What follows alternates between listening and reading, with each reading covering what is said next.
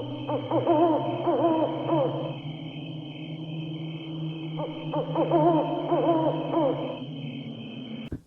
वालेकुम लिसनर्स, मैं हूं आप लोगों की होस्ट नौशीन, और नौशीन अपने चैनल पर अपने सभी लिसनर्स को वेलकम कहती है।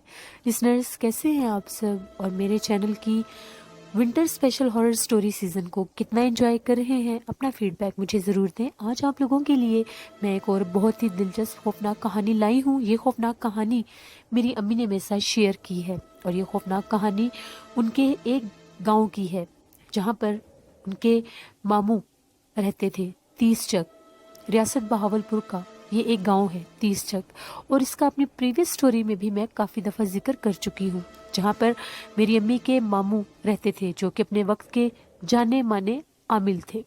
उनके गांव में एक बहुत बड़ी नहर थी, और उस नहर पर जो पुल थी उसको क्रॉस करके इस गांव के लोग दूसरे गांव में जाया करते थे। इस नहर के ज़रिए लोग अपने कामकाज किया करते थे। इस नहर के ऊपर जो पुल थी वो इंटरमीडियरी थी, यानी इस गांव से उस गांव के लोगों के दरमियान में। उस पुली के ऊपर, यानी उस पुल के ऊपर जो वो नहर की एक पुल थी, उसके ऊपर एक कीकर का बहुत बड़ा दरख्त था जो कि बहुत ही पुराना दरख्त था, और माना यह जाता था कि कीकर का वो दरख्त आज सेबज़दा है, वहाँ पर जिन्नात का बसेरा था। उस पुल के पास से जब भी लोग गुजरते थे, उसको क्रॉस करते थे, लोग अक्सर डर जाया करते थे। कभी लोगों की तबीयत ख़राब हो जाया करती थी, क्योंकि जैसे ही वो लोग उस पुल को क्रॉस करते थे उन्हें ऐसा लगता था वहाँ पर कोई भारी असरात हैं। गर्मियों के मौसम में जब दोपहरें सुनसान होती थी तो खेतों में काम करने वाले किसान अक्सर ये शिकायतें करते थे कि पुल के पास से हम लोगों को आवाज़ें आती हैं, जैसे कभी कोई औरत या कभी कोई बच्चा हम लोगों का नाम पुकारता है। देखने पर हमें कभी कोई नज़र नहीं आया। सर्दियों के मौसम में ये वाक़यात कुछ ज़्यादा ही बढ़ जाया करते थे। शाम होते ही अगर वहाँ से कोई गुज़रता था तो वो चीज़ें उस पर अपना असर ज़रूर ज़ाहिर करती थी।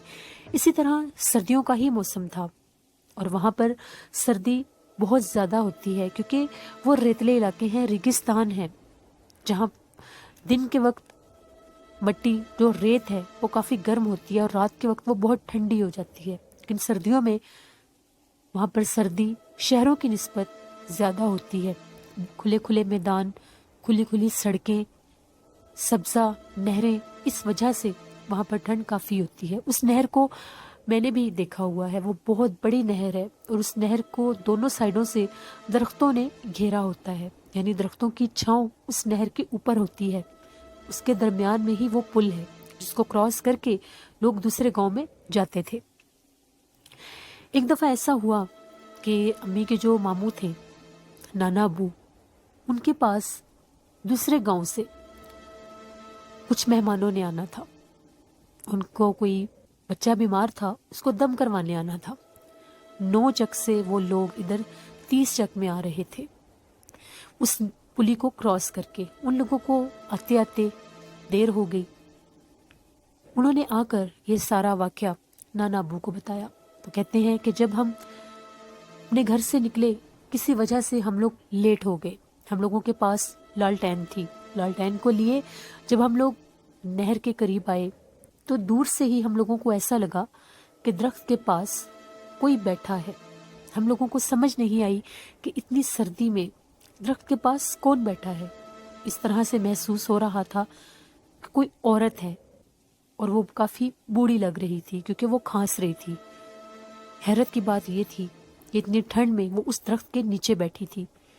जैसे ही हम लोग उसके पास से गुजरने लगे, उसने हमें रोका और ये कहा कि तुम लोग गांव में जा रहे हो, मुझे भी साथ लेते जाओ, मैं थक गई हूँ चल चल के, मुझसे चला नहीं जा रहा। वो 3 आदमी थे और उनके साथ एक वो बच्चा था। उन्होंने कहा ठीक है, आप हमारे साथ आ जाएं। वो बूढ़ी औरत उठ के उनके साथ चलने लग गई। जैसे ही नहर क्रॉस की, नहर क्रॉस करके थोड़ा सा ही आगे चल के जाना पड़ता था तो गांव शुरू हो जाता था, गांव की आबादी शुरू हो जाती थी। वो बूढ़ी औरत उनके पीछे पीछे चल रही थी और चलते चलते खौफनाक आवाज़ें निकाल रही थी। धुंध और ठंड बहुत ज़्यादा थी। उन लोगों को थोड़ा सा तजस्सुस हुआ और शक हुआ कि ये कोई गैर मरे मखलूक ना हो, क्योंकि कीकर का ये दरख्त काफ़ी मशहूर है।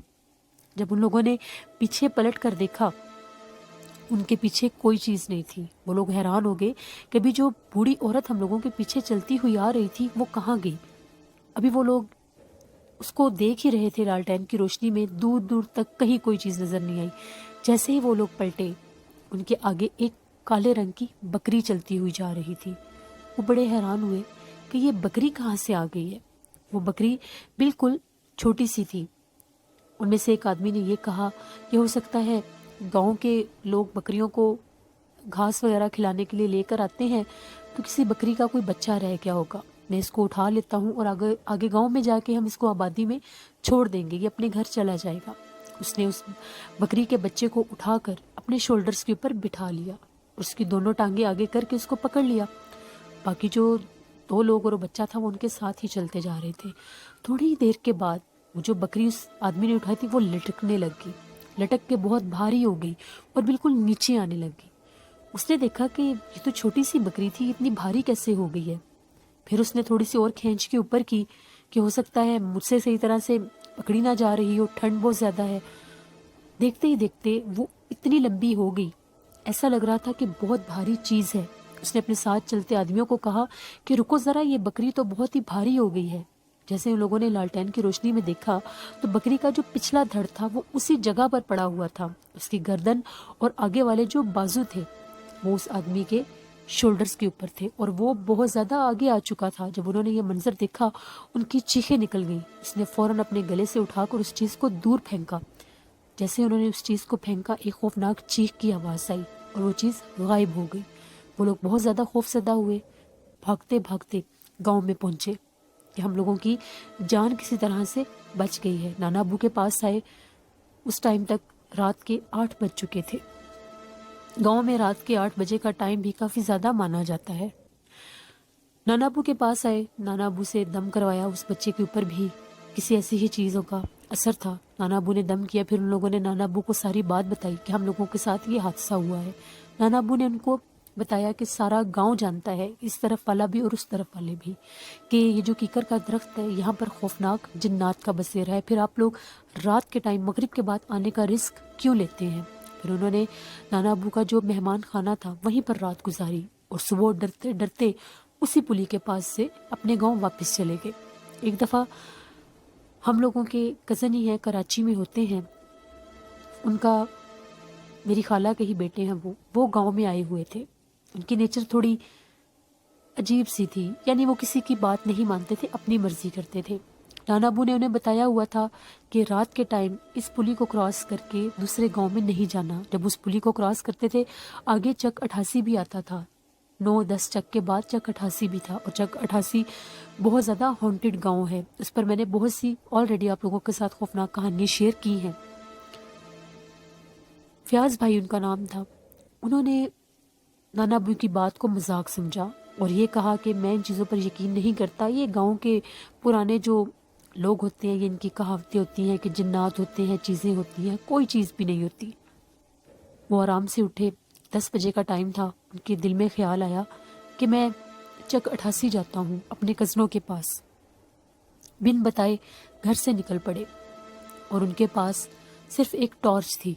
उस टॉर्च को लेके, क्योंकि रास्ते में बहुत ज़्यादा अंधेरा था, ठंड थी, धुंध थी, रोशनी के बिना तो वो जा ही नहीं सकते थे। वो टॉर्च कराची से ही अपने साथ लेकर आए थे। जैसे ही वो नहर के ऊपर आए, बहुत ठंडी हवाएं चल रही थी, रात का टाइम था, दूर दूर तक ना कोई बंदा था ना बंदे के साथ, सिर्फ ठंडी हवाएं, धुंध और वो अकेले, ऊपर से नहर और नहर की वो आसेबजदा पुली। वो क्या देखते हैं, पुली के नज़दीक ही एक छोटे से कद की औरत चलती हुई जा रही है, लेकिन उसकी चाल बहुत ज़्यादा अजीब थी।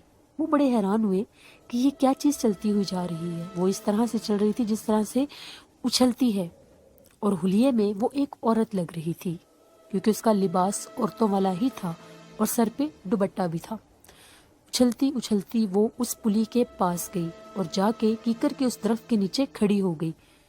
उन्हें अभी भी समझ नहीं आई कि ये क्या चीज़ है, क्योंकि उनका यकीन ही नहीं था इन चीज़ों पर। वो अपनी धुन में आगे बढ़ते गए। अपने पीछे से उन्हें 1 से 2 दफ़ा खौफनाक आवाज़ें भी आईं। उन्होंने यही समझा कि गीदड़ या जानवरों की आवाज़ें होंगी। اور وہ آوازیں کسی کے رونے کی تھی. اس طرح سے آوازیں تھیں جیسے کوئی بلی روتی ہے, لیکن خوفناک آواز میں. پھر بھی جب وہ اس پلی کے پاس پہنچے تو کیا دیکھتے ہیں, اس پلی کے نیچے وہ چیز کھڑی ہے.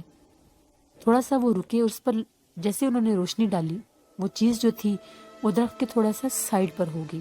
انہوں نے یہی سمجھا کہ کوئی جانور ہوگا, لیکن ان کا دماغ اس حد تک معوف ہو چکا تھا کہ وہ یہ نہیں سمجھے کہ یہ کون سی نسل کا جانور ہے جو یوں کھڑا بھی ہو سکتا ہے. وہ رکے نہ اور بالکل اس کے قریب جانے لگ گئے. آگے گئے تو ہلکی ہلکی سسکیوں کی آواز آ رہی تھی, جیسے کوئی بہت مدھم آواز میں رو رہا ہے. انہوں نے پوچھا, کون ہے وہاں پر, کون چیز ہے وہاں پر جو چھپ رہی ہے؟ وہ بالکل جھک کر درخت کے تنے کے ساتھ لگ کر بیٹھ گئی اور بہت خوفناک آوازیں نکالنے لگ گئی. جیسے وہ اس کے پاس گئے, انہوں نے دیکھا یہ تو بالکل ایک ڈھیر بن کے بیٹھ گئی ہے. انہوں نے پوچھا, کون ہو تم اور یہاں پر کیا کر رہی ہو؟ جیسے ہی انہوں نے اس کو تھوڑا سا ہلانے کی کوشش کی, اس کے جسم پر بہت زیادہ بال تھے. وہ کالے رنگ کا لباس نہیں بلکہ بال تھے اس کے جسم کے اوپر. انہوں نے ٹارچ جب اس کی طرف کی تو اس نے جیسے ہی پلٹ کر دیکھا, اس کا ایک بہت ہی بھیانک قسم کا چہرہ تھا. لمبے لمبے دانت, بڑی بڑی خونخوار آنکھیں, بہت خوفناک حلیہ. جب انہوں نے دیکھا یہ تو بہت خوفناک کوئی چیز ہے, چیخیں مارتے وہ وہاں سے بھاگ نکلے. بھاگے بھی اس گاؤں کی طرف جس طرف پلی کو وہ کراس کر چکے تھے. وہ چیز ان کے پیچھے لگ گئی. وہ چیز ان کے پیچھے بھاگتی بھاگتی, ان کو ہوش ہی نہیں تھی وہ کس طرف جا رہے ہیں. چیخیں مارتے, لوگوں کو پکارتے کہ مجھے بچا لو, مجھے بچا لو. جب وہ چیز ان کے پیچھے لگی تو وہ تعداد میں کئی زیادہ ہو گئی تھی, ایک سے بڑھ کے 7-8 ہو گئی تھی. بھاگتے بھاگتے وہ 88 چک تو بہت دور تھا, وہ 10 چک میں چلے گئے. ان کی چیخوں کی آوازیں سن کے گاؤں کے لوگ اپنے گھروں سے باہر نکل آئے, کیونکہ وہ بہت زیادہ شور شرابہ کر رہے تھے اور لوگوں کو اپنی مدد کے لیے پکار رہے تھے. جیسے ہی گاؤں کے 1-2 لوگ باہر نکلے, انہوں نے پوچھا کون ہے اور کون چیخیں مار رہا ہے. تب وہ گاؤں کی حدود میں پہنچ گئے تھے. پیچھے سے خوفناک چیخیں اور ان کے ہرانے کی, چیخوں کی, کہکوں کی آوازیں تھیں. اس طرح سے آوازیں آ رہی تھیں جیسے ان کے پیچھے گھوڑے بھاگ رہے ہیں, کیونکہ مانا یہ جاتا ہے ان کے جو پاؤں ہوتے ہیں وہ گھوڑے کی طرح ہوتے ہیں, اور جب یہ بھاگتی ہیں تو ان کے پاؤں کی آواز بھی ایسے ہی آتی ہے جیسے گھوڑے کے پاؤں کی آواز ہوتی ہے. گاؤں کے لوگوں نے جب ایک آدمی کو اس طرح سے بھاگتے چیختے دیکھا تو انہوں نے اس کو روکا اور پوچھا کہ کیا ہوا ہے. تو انہوں نے یہ بتایا کہ میرے پیچھے اس طرح سے نہر کی پلی اور اسکیکر کے درخت کے نیچے سے میرے پیچھے کوئی چیزیں لگ گئی ہیں. ان کا حلیہ بہت خوفناک ہے, ان کے جسم پر بال ہیں. میں نے تو ایک دیکھی تھی, لیکن جب میرے پیچھے وہ چیزیں پڑی ہیں تو وہ تعداد میں بہت زیادہ تھی. پھر انہوں نے بتایا کہ وہ کون ہیں اور کس گاؤں سے آئے ہیں. تب ان لوگوں نے بھی ان کو یہ کہا کہ تم نے ان باتوں کو مذاق کیوں سمجھا, کیونکہ نانا ابو کو سارے علاقے کے لوگ, گاؤں کے لوگ, دوسرے گاؤں کے لوگ بھی جانتے تھے کہ انہوں نے تمہیں منع نہیں کیا. تو پھر انہوں نے بتایا کہ مجھے سب نے روکا تھا. پھر وہیں گاؤں کے ایک آدمی کے ساتھ وہ رات کے ٹائم چک 88 پہنچے. وہاں پر بھی امی کے کزن رہتے ہیں. ان کے گھر جب وہ پہنچے ان کو بہت سا بخار تھا. صبح ادھر جب نانا ابو لوگ جاگے تو وہ گھر پہ نہیں تھے. وہ بہت حیران ہوئے. پھر انہیں پتا چلا کسی طریقے سے کہ وہ رات کو چک 88 چلے گئے تھے. جب وہ وہاں سے واپس آئے, کیونکہ ان کا بخار نہیں اتر رہا تھا, تو انہوں نے نانا ابو کو یہ ساری باتیں بتائیں. تو نانا ابو نے کہا کہ تمہاری قسمت اچھی ہے, اگر تمہارے گلے میں یہ تعویذ نہ ہوتا قرآن پاک کی آیات کا تو وہ چیزیں تمہیں کبھی بھی زندہ نہ چھوڑتی. لوگ تو وہاں پر کبھی گزرنے کا رات کے ٹائم سوچ بھی نہیں سکتے, لیکن تم نے ان چیزوں کو مذاق سمجھا تھا. پھر انہوں نے توبہ کی اور ان سے معافی مانگی کہ زندگی میں کبھی بھی ان چیزوں کو میں مذاق نہیں سمجھوں گا. یہ خوفناک کہانی تھی لسنرز جو میری امی نے میرے ساتھ شیئر کی. امی بتاتی ہیں جب وہ چھوٹی ہوتی تھی تو اپنے ان گاؤں میں جاتی تھی تو رات کے ٹائم وہاں پر ایسے ہی چڑیلوں کے, جنات کے بھاگنے کی آوازیں رات کے ٹائم وہ لوگ اکثر سنتے تھے, جو باہر آبادی سے باہر ویرانوں میں سے آتی تھی. ایسا ہی لگتا تھا جیسے گھوڑے بھاگتے ہیں. آوازیں بہت زیادہ خوفناک ہوتی تھیں. ہمیں اپنے بڑوں کی باتوں پر ہمیشہ عمل کرنا چاہیے. اگر بڑے ہمیں کسی بات سے روکتے ہیں, ہمارے والدین, ہمارے جو گرینڈ پیرنٹس ہمیں روکتے ہیں تو ہمارے بھلے کے لیے ہی روکتے ہیں, کیونکہ وہ یہ ساری چیزوں کا ایکسپیرینس کر کے آئے ہوتے ہیں, دیکھ کر آئے ہوتے ہیں. میری آپ سب لوگوں سے ریکویسٹ ہے, جو لوگ بھی ان چیزوں کو مذاق سمجھتے ہیں پلیز انہیں مذاق نہ سمجھیں. نہ تو یہ فیک سٹوریز ہیں اور نہ ہی یہ کوئی फेक किस्से हैं, ये सच्ची लोगों की ज़िंदगियों में पेश आने वाली कहानियाँ हैं। गैर मरी मखलूक़ात के वजूद होते हैं। जो कहानी मैंने आप लोगों के साथ शेयर की है ये आज से 20-22 साल पहले की है और गांव के इलाकों में वो चीज़ें बिल्कुल पाई जाती हैं। हम लोगों का प्लान है, अगर हम लोग जनवरी या फरवरी में हारूनाबाद गए, वहाँ पर हम लोग हारूनाबाद से आगे ही वो गांव है रियासत बहावलपुर के इलाके, और वहाँ पर वो गांव है, तो मैं इंशाल्लाह ताला लाइव आप लोगों को वो गांव भी दिखाऊंगी। उनको देखकर आप लोगों को ज़रूर अंदाज़ा होगा कि जहाँ पर आबादियाँ इतनी कम हैं, जहाँ पर घरों के दरमियान बड़ी बड़ी फसलें और बड़ी बड़ी वीरान सड़कें और वीराने हैं, वहाँ पर जिन्नात कैसे नहीं हो सकते। अपना फीडबैक मुझे ज़रूर दें। आप लोगों को आज की खौफनाक कहानी कैसी लगी। इसी तरह आप लोगों के साथ मैं खौफनाक कहानियाँ लाती रहूँगी। आप भी अपनी खौफनाक कहानी शेयर कर सकते हैं। अक्सर कमेंट में लोग पूछ रहे हैं कैसे शेयर करनी है, तो डिस्क्रिप्शन बॉक्स में ईमेल आईडी है, उस पर आप मुझे ईमेल कर सकते हैं। इसके अलावा फेसबुक पर भी आप लोग मुझे ज्वाइन कर सकते हैं। मैसेंजर पर भी आप लोग मुझे अपनी स्टोरीज शेयर कर सकते हैं। इंस्टाग्राम पर भी आप शेयर कर सकते हैं। इंशाल्लाह जैसे ही मुझे आप लोगों की खौफनाक कहानियाँ रिसीव होती हैं मैं उनको ज़रूर ऑन एयर करती हूँ। हमेशा की तरह नमाज पढ़ा करें, आयतुल कुर्सी पढ़ा करें, अपने पेरेंट्स की, अपने बुज़ुर्गों की बातों को माना करें, उन पर अमल किया करें। इंशाल्लाह कल आप लोगों के साथ फिर मुलाकात होगी किसी नई खौफनाक कहानी के साथ। अपना बहुत सा ख्याल रखिएगा। नौशीन को दुआओं में याद रखिएगा। Thank you for watching. Allah निगहबान।